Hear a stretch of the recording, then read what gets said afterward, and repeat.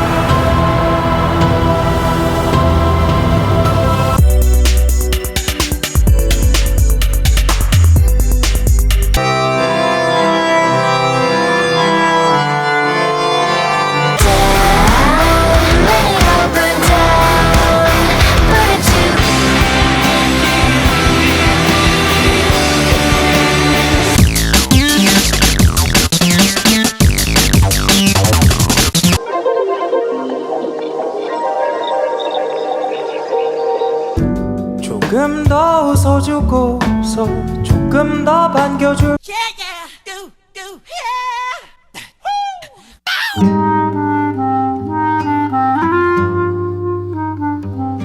The collaboration between renowned Tropicalia artist Veloso and musician Sacerdote has a delicate combination of instruments. Sorry when I butchered the pronunciation there, I tried my best. But the interchange between the clarinet and the vocals is masterfully done, while their grounded tones contrast nicely with the crispier acoustic guitar. I love the original tracks in the first half, though the live performances in the second half are also rather sweet.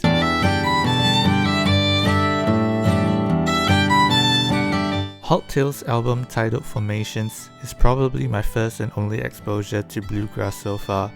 Wait, maybe it reminds me of the Sinner soundtrack?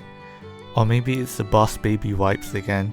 Anyway, I always find the idea of contrast in music to be very intriguing, and in this record it's evident in how the aggressive shredding of the violin complements the grounded tones of the other instruments. The overall composition is also quite dynamic, with a good flow between serenity and liveliness, and I especially adore the gentler moments.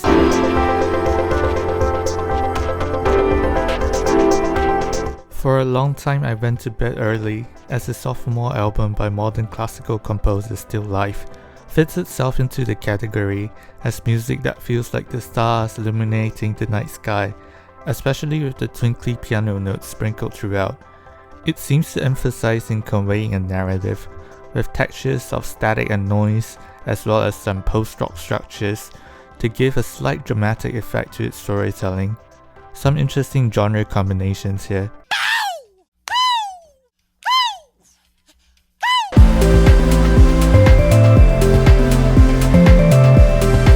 Personal highlight of the week goes to CloudNone's Fish EP, and it's probably one of the more dance-focused projects in his discography at the time.